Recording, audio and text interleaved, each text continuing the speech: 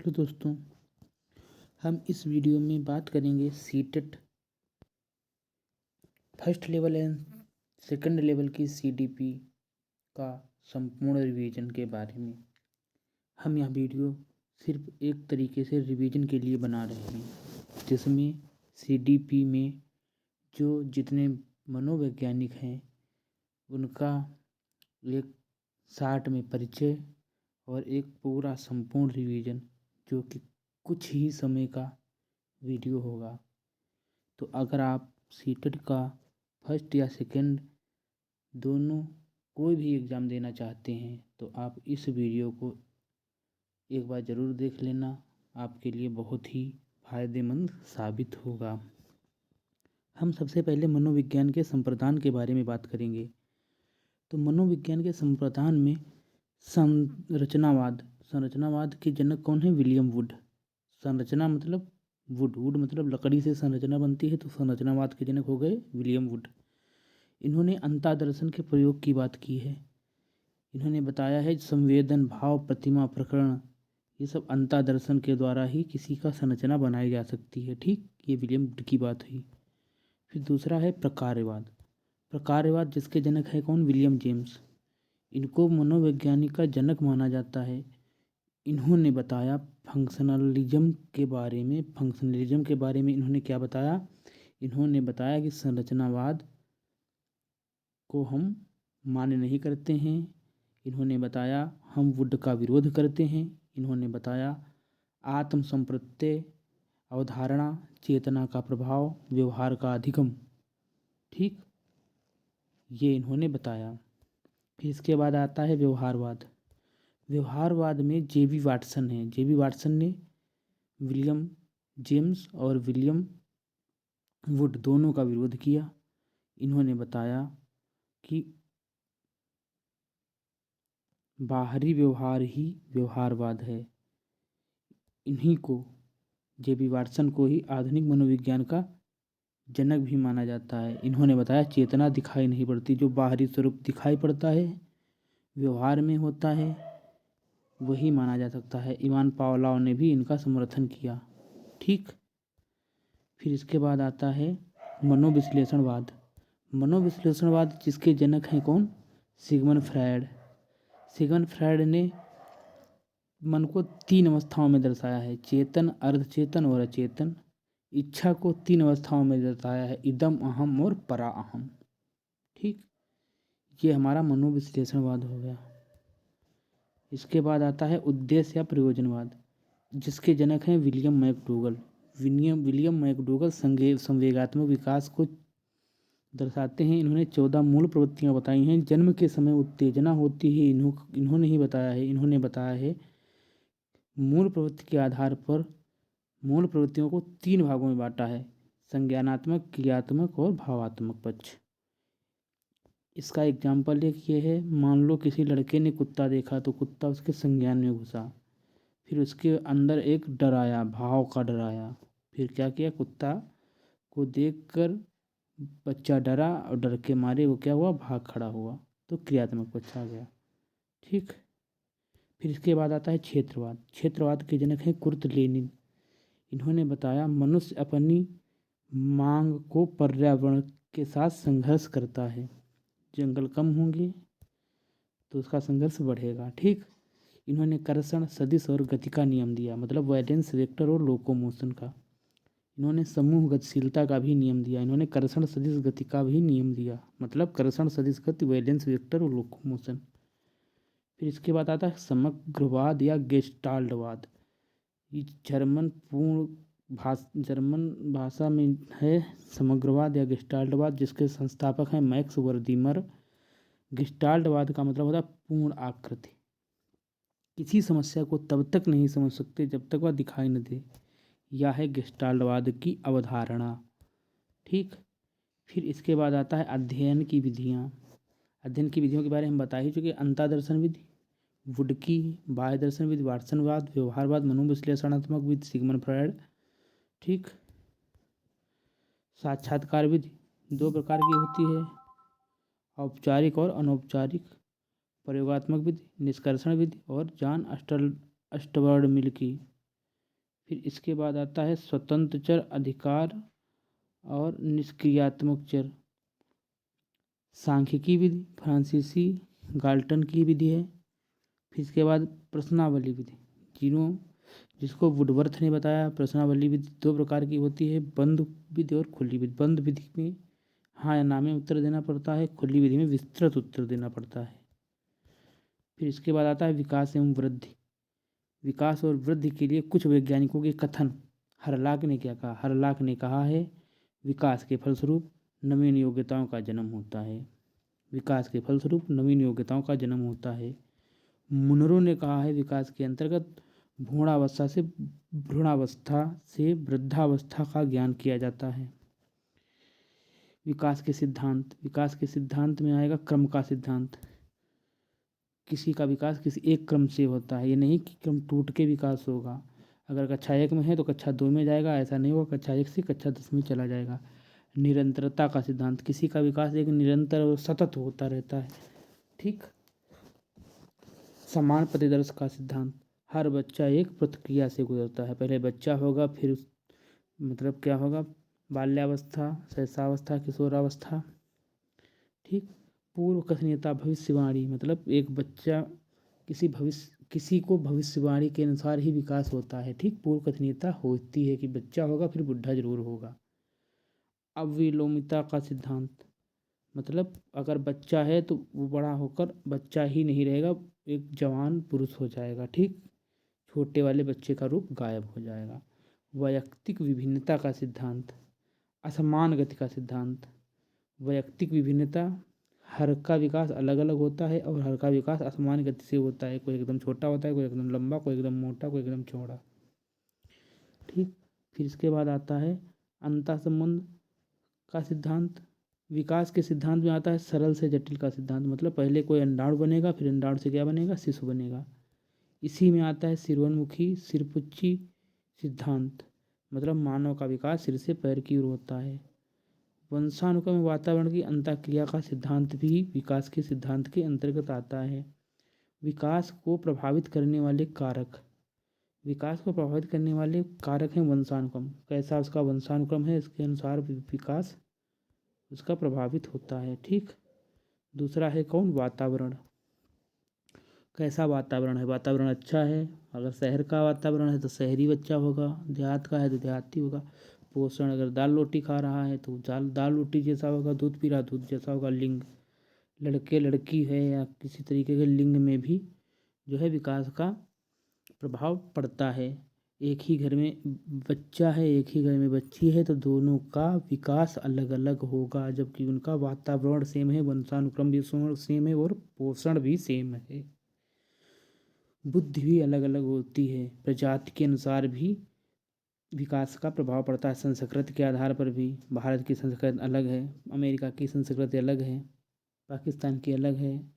राष्ट्रीयता के आधार पर भी जो है विकास का प्रभाव पड़ता है। हिंदू, मुस्लिम, सिख, ईसाई हमारे यहाँ है, अफगानिस्तान में सिर्फ मुस्लिम।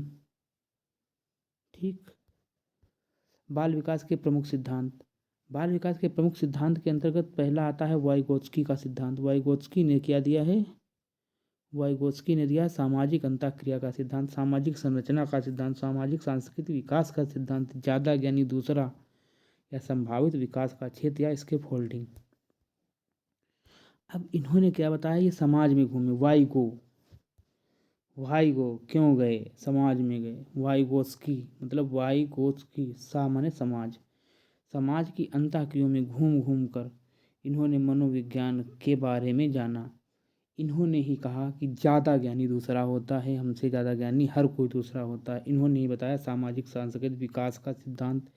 इन्होंने ही बताया इसके फोल्डिंग के बारे में। इन्होंने ही बताया कि पहले भाषा आती है, जबकि इसके आधार पर पहले बच्चा बोलना सीखता है, मतलब पहले भाषा आती है। किसने बताया, वाइगोत्स्की ने। जबकि जीन पियाजे ने बताया क्या, पहले विचार आता है। ठीक।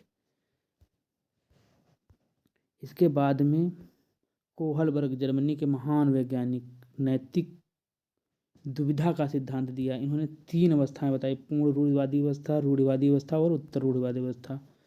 पूर्व रूढ़िवादी अवस्था 4 से 10, रूढ़िवादी 10 से 13, उत्तर रूढ़िवादी 13 से 16। फिर जीन पियाजे ने बताया एक बच्चा नन्हा वैज्ञानिक है, संज्ञानात्मक विकास का सिद्धांत बताया। इन्होंने 4 चरण बताए। संवेदी पेशी चरण जो 0 से 2 वर्ष तक का बताया। इसमें इन्होंने बताया वस्तुओं की निरंतरता होती है। किसी बच्चे के सामने जो 0 से 2 वर्ष के बीच में बच्चा है वो उसको रोज़ एक नई वस्तु देखने को मिलेगी। अनुकरण होगा, जैसा मम्मी पापा करेगा वैसा वो देख के करेगा। मूल प्रत्यात्मक व्यवहार मतलब अभी मैकडोगल के अनुसार देखा जाए तो बच्चे में जन्म के समय केवल उत्तेजना थी, ठीक। तो इसी तरीके में बच्चा अंगूठा है तो अंगूठा मुंह में ही रखा रहेगा, ठीक। उसी को बार बार दोहराएगा, जो सीख जाएगा उसको बार बार दोहराता रहेगा, ठीक। मूल प्रत्यात्मक व्यवहार परिवर्ती क्रिया मतलब जो सीखा है उसी को बार बार करता रहेगा, ठीक। मूल प्रत्यात्मक व्यवहार जो है वो तो करता ही, उसके बाद में उसी को दोहराता रहेगा, ये होगा परवर्ती क्रिया। फिर दूसरा आता है पूर्व संक्रियात्मक अवस्था। यह 2 से 7 वर्ष के बीच में होती है। इसकी विशेषता क्या है? विलोम्यता का अभाव, संरक्षण का अभाव, सजीवता का अभाव, क्रम गिनती, वर्णमाला की शुरुआत। ये हमारा पूर्व संक्रियात्मक अवस्था के अंतर्गत आता है, जो 2 से 7 वर्ष के बीच की अवस्था होती है। विलोम्यता का अभाव मतलब होता है ऐसा कि छोटे जब बच्चे होते हैं 2 से 7 वर्ष के बीच के बच्चे, उनको बड़े लोग क्या करते हैं, हाँ, एक हाथ में 2 उंगली रखते हैं, कहते देखना ये दाईं उंगली बाईं तरफ चली जाएगी। तो उनको ये नहीं पता होता कि उंगली दूसरी उठा के वहाँ पर रख दी गई है। तो इसको कहते हैं विलोम्यता का अभाव। संरक्षण का अभाव, बच्चा हमेशा डरता रहता है, ठीक। बच्चा हमेशा सबसे डरता रहता है, कहीं इसके पास जाता है कहीं इसके, मतलब सजीवता का अभाव, बच्चा हर चीज़ को जो है सजीव समझता है, चाहे खिलौना हो चाहे जो कुछ हो। इस वर्ष अंतराल में बच्चा क्रम गिनती वर्णमाला ABCD सीख जाता है। फिर इसके बाद तीसरी अवस्था आती है मूर्त संक्रियात्मक अवस्था, जो 7 से 11 वर्ष के बीच होती है। इसमें बच्चा पूर्व संक्रियात्मक अवस्था में जो बताई गई हैं सारी क्रियाएं, विलोम्यता का अभाव, संरक्षण का अभाव, सजीवता का अभाव, क्रम गिनती वर्णमाला की शुरुआत, इन पर परिपक्व हो जाता है, इनको जान जाता है। विलोम्यता मतलब अब वो जान जाएगा कि अंगुली वहीं पर है, वो जान जाएगा हमारे संरक्षण में हमारे मम्मी पापा हैं, वो जान जाएगा कि ये मिट्टी का है, इसमें जीव नहीं है, ये जान जाएगा गुणाभाग करना, ठीक। इसके बाद आता है चौथा औपचारिक संक्रियात्मक अवस्था, जो 11 वर्ष से ऊपर की अवस्था होती है। इसकी विशेषता क्या है? इसमें बच्चा अमूर्त चिंतन करता है, तार्किक सोच करता है और अब अपसारी चिंतन करता है, मतलब डाइवर्जेंट, ठीक। मानव विकास की अवस्थाओं के बारे में सहसा अवस्था, ये एक जनरल अवस्थाएं हैं, वो तो हमारी अवस्थाएं थी, जीन पियाजे की जनरल अवस्थाएं हैं। सहसा अवस्था 0 से 6 वर्ष में खिलौनों की उम्र होती है, अनुकरण की उम्र होती है, समायोजन की उम्र होती है, सीखने का अनोखा काल होता है, निर्माण का काल होता है। शारीरिक विकास मस्तिष्क 350 ग्राम, हड्डियाँ 270, लंबाई 51 सेंटीमीटर, धड़कन अनियमित 140 पर मिनट, वजन 6 से 8 पाउंड, दांत 20, 1 वर्ष में, 3 वर्ष में दूध के दांत। प्रमुख विशेषताएं अनुकरण, आत्म केंद्रित, मूल प्रत्यात्मक, महत्व कथन। सिगमंड फ्रॉइड के अनुसार बच्चा शिशु को जो बनना होता है 4 से 5 वर्ष में बन जाता है, ठीक। अब दूसरा आएगा कौन सा? थर्नाडाइक के अनुसार 3 से 6 वर्ष तक का बच्चा अपने सपनों में खोया रहता है। रूसो के अनुसार आँख, पैर, कान शुरुआती कारक होते हैं। हरलाक के अनुसार किसी भी मानव की अवस्थाएं, बच्चे की अवस्थाएं, हरलाक ने सहसावस्था को 2 हफ्ते का माना है, बचपनावस्था को 2 हफ्ते से लेकर 2 वर्ष तक का माना है, पूर्व बाल्याकाल 3 से 6 वर्ष, उत्तर बाल्याकाल 6 से 11 वर्ष, वय संधि 12 से 14 वर्ष, पूर्व किशोरावस्था 13 से 17 वर्ष, उत्तर किशोरावस्था 18 से 21 वर्ष मानी है।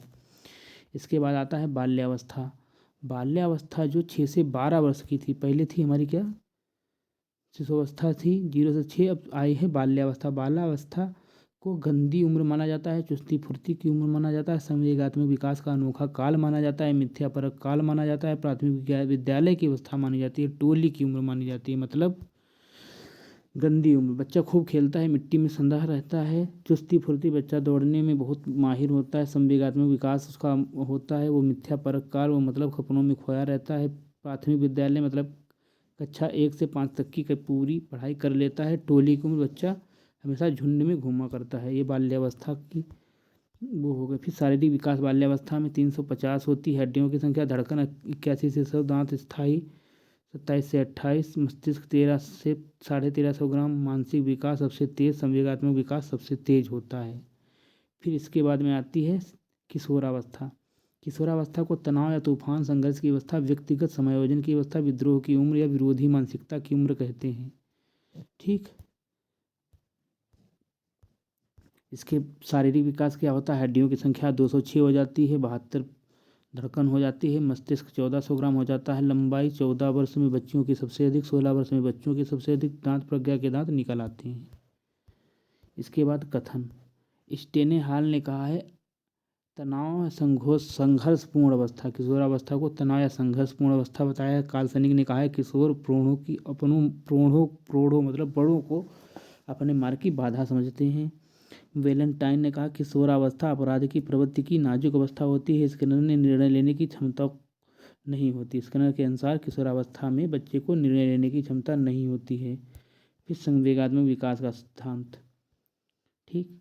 वुडवर्थ के अनुसार संवेग एक व्यक्ति की उत्तेजित अवस्था होती है। रास के अनुसार जब एक व्यक्ति में फीलिंग मजबूत हो जाती हैं तो संवेग का जन्म होता है। पीटर के अनुसार मनोशारीरिक कारणों के कारण पैदा होता है, संवेग कहलाता है। संवेगों की विशेषताएं परिवर्तनशीलता, स्थानांतरण, सुख दुख का अभाव। संवेगों के प्रकार। वाटसन के अनुसार नवजात में 3 संवेग होते हैं, स्नेह, क्रोध, भय। मैकडूगल के अनुसार 14 संवेग होते हैं। प्रोफेसर ब्रिजेश 24 महीने तक एक बच्चे के अंदर सारे संवेग पैदा हो जाते हैं, मतलब 2 साल में संवेग सारे 10 संवेग पैदा हो जाते हैं। जन्म के समय केवल उत्तेजना होती है। अधिगम सीखने के अनुसार गेट्स अनुभव द्वारा व्यवहार में परिवर्तन, स्किनर व्यवहार में उत्तरोत्तर अनुकूलन, गिलफोर्ड व्यवहार में वांछनीय परिवर्तन। प्रमुख सिद्धांत क्या हैं अधिगम के? अल्बर्ट बंटूरा का सिद्धांत। अल्बर्ट बंटूरा ने दिया था सामाजिक अधिगम का सिद्धांत, अनुकरण का सिद्धांत, आदर्श आधारित सिद्धांत, प्रेक्षणात्मक सिद्धांत। इन्होंने बताया था सबसे पहले आदर्श आता है, फिर अवलोकन आता है, फिर धारण अनुकरण आता है, फिर सबलीकरण आता है। मान लो सचिन तेंदुलकर एक क्रिकेटर हैं, या मान लो धीरेन्द्र शास्त्री जी एक बजरंगबली बाबा के पुजारी हैं बागेश्वर धाम के। तो उनको लोगों ने उनको सुनना चालू किया, उनका अवलोकन करना चालू किया। ठीक। वो बजरंगबली बाबा की पूजा करते हैं तो उनके भक्त भी बजरंगबली बाबा की पूजा करने लगे। फिर उनके अनुसार ही वो कपड़े धारण करने लगे, नियम करने लगे। फिर उसी नियम और सबको बजरंगबली बाबा के अनुसार वैसा ही ज्ञान समृद्धि पाने के लिए सबलीकरण करने लगे कि बजरंगबली बाबा हम पर भी दया कर दें। तो इस प्रकार से जब किसी को आदर्श बनाओगे तो उसका अवलोकन करोगे, उसके सब क्रियाकलाप धारण करोगे, फिर उस क्रियाकलाप को सबलीकरण करोगे। ये अल्बर्ट बंटूरा का सामाजिक अधिगम का सिद्धांत है। इसको अनुकरण का सिद्धांत भी कहते हैं, अल्बर्ट बंटूरा। फिर इसके बाद आता है कोहलर, जर्मनी। सुल्तान चिंपैंजी पर इन्होंने सारे वो किए, इन्होंने सूर्य का सिद्धांत दिया था। ठीक। फिर इसके बाद आता थर्नाडाइक, इन्होंने एसआर सिद्धांत दिया। ठीक। उद्दीपक अनुक्रिया सिद्धांत। एसआर सिद्धांत मतलब उद्दीपक अनुक्रिया सिद्धांत दिया। इन्होंने संयोजनवाद का सिद्धांत दिया, इन्होंने संबंधवाद का सिद्धांत दिया, इन्होंने त्रुटि एवं प्रयास का सिद्धांत दिया। इन्होंने 3 नियम बताए, तत्परता, प्रयास, प्रभाव। तत्परता, प्रयास मतलब अभ्यास और प्रभाव। बिल्ली का भूखा होना तत्परता है। ठीक। खाना खाने के लिए वो अभ्यास करेगी, वो खाना पा जाएगी तो क्या होगा, उसका प्रभाव हो गया। जबकि स्किनर ने क्या फायदा, स्किनर ने इनकी एसआर थ्योरी, अनुकूलित अनुक्रिया सिद्धांत, एसआर थ्योरी उद्दीपक अनुक्रिया सिद्धांत। एसआर थ्योरी मतलब स्किनर, थर्नाडाइक की एसआर थ्योरी, थर्नाडाइक एसआर मतलब उद्दीपक अनुक्रिया सिद्धांत को इन्होंने उल्टा कर दिया। इन्होंने क्या कहा, अनुक्रिया उद्दीपक सिद्धांत। इन्होंने कहा जहाँ फायदा होगा वहीं लोग जाएंगे, मतलब स्वार्थ लाग करें सब प्रीति, सुर नर मनुष्य की आ रीति। इन्होंने क्रिया प्रस्तुति का सिद्धांत दिया, इन्होंने सक्रिय अनुकूलन का सिद्धांत दिया, इन्होंने नैमित्तिक अनुकूलन का सिद्धांत दिया, इन्होंने सबलीकृत अनुक्रिया का सिद्धांत दिया, इन्होंने अनुक्रिया उद्दीपक का सिद्धांत दिया। मतलब एसआर थ्योरी को बदल दिया आरएस थ्योरी में। ठीक। मतलब कोई मजदूर तभी काम करेगा जब उसको मजदूरी मिलेगी, नहीं तो वो काम पर नहीं जाएगा, सीधा सा फंडा। इवान पावलोव ने कुत्ते पर प्रयोग किया, इन्होंने पूर्व ज्ञान का प्रयोग किया। इन्होंने उद्दीपक अनुकूलित भोजन रखा, उसके साथ साथ घंटी बजाते रहे, इसका प्रयोग किया। फिर धीरे धीरे क्या कहा, घंटी बजा देते थे तो उसके साथ में ही कुत्ते की लार आ जाती थी, मतलब कुत्ता भोजन खाने के लिए घंटी पर आश्रित हो गया, ना कि भोजन पर आश्रित हो गया। ठीक। फिर इसके बाद में आता है गुथरी का अधिगम का सिद्धांत। इन्होंने बिल्ली खरगोश पर अधिगम किया। फिर अभिप्रेरणा के सिद्धांत में मैस्लो का सिद्धांत आता है, बहुत इंपॉर्टेंट सिद्धांत। इस सिद्धांत में पदानुक्रमित या मांग का सिद्धांत, मांग एवं आपूर्ति का सिद्धांत, स्वयं अर्थीकरण का सिद्धांत मैस्लो ने दिया। मैस्लो ने बताया 5 स्तंभ दिए। मैस्लो के 5 स्तंभ क्या हुए? पहला जैविक मांग, भोजन नींद पानी की मांग। फिर सुरक्षा की मांग, मतलब कपड़ा मकान की मांग। फिर कपड़ा मकान मिल गया। फिर प्रेम लगाव या मित्र की मांग। फिर सम्मान की मांग। फिर स्वयं स्वार्थीकरण की मांग। ठीक। ये 5 स्तंभ बताए मैस्लो के अनुसार। हल का सिद्धांत, अंतर्नोद प्रणोद का सिद्धांत, सबलीकरण का सिद्धांत, आवश्यकता भोजन, अंतर्नोद प्रणोद भूख, प्रोत्साहन भोजन की प्राप्त, सबलीकरण बार बार दोहराना। यह है हल का सिद्धांत। हल का सिद्धांत का है सबलीकरण का सिद्धांत। हल का सिद्धांत है अंतर्नोद प्रणोद या चालक का सिद्धांत हल का सिद्धांत है। ठीक। तो लगभग हम इस वीडियो में जितने बड़े बड़े वैज्ञानिक थे उनके बारे में, मतलब फेमस वैज्ञानिक थे उनके बारे में, और जो हमको लगा उसके बारे में हम चर्चा कर चुके हैं। तो यह वीडियो सीटेट फर्स्ट और सेकंड दोनों लेवल की परीक्षाओं के लिए बहुत ही महत्वपूर्ण साबित होगा। आप इस वीडियो को एक बार में देख जरूर लें, जिससे कुछ न कुछ आपको फ़ायदा ज़रूर होगा। धन्यवाद।